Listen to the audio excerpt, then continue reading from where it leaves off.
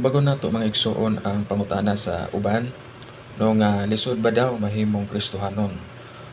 Ako tubag nga na mga igsuon lisod o dili. Lisod siya mga igsuon kung dili nato dawaton ang atong Ginoong Hesukristo sa atong kinabuhi.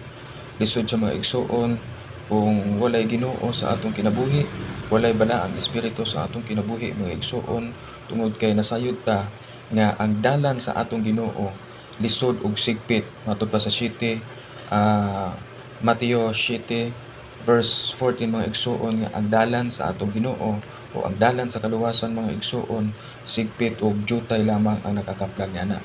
Nganong jutay lang man mga igsuon tungod kay ang uban mga igsuon nga nasayod na sila nga ang dalan sa atong Ginoo doon na gyud siya ganti nga maangkon dito sa kinatumyan nga kinabuhing walay katapusan. Apan maigsuon sigpit alang kanila tungod kay dili pa man sila mobiya sa mga kalibutanong mga binuhatan mga igsuon, haleluya, nga dili angay sa atubangan sa atong Ginoo. Maigsuon apan dili siya lisod alang sa mga Kristohanon nga nidawat sa bala ang Espiritu sa atong Ginoo.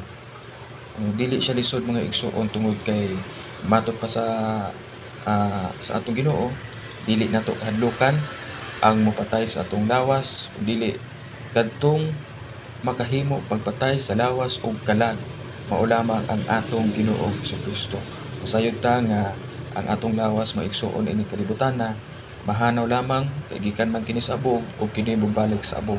Haleluya. O kining atong kalag duha lamang kini ang padulngan, impyerno ug ang langit. So nasayod ta nga diha sa atong Ginoo o sa dalan sa atong Ginoo langit gyud ang atong maangkon ni ana.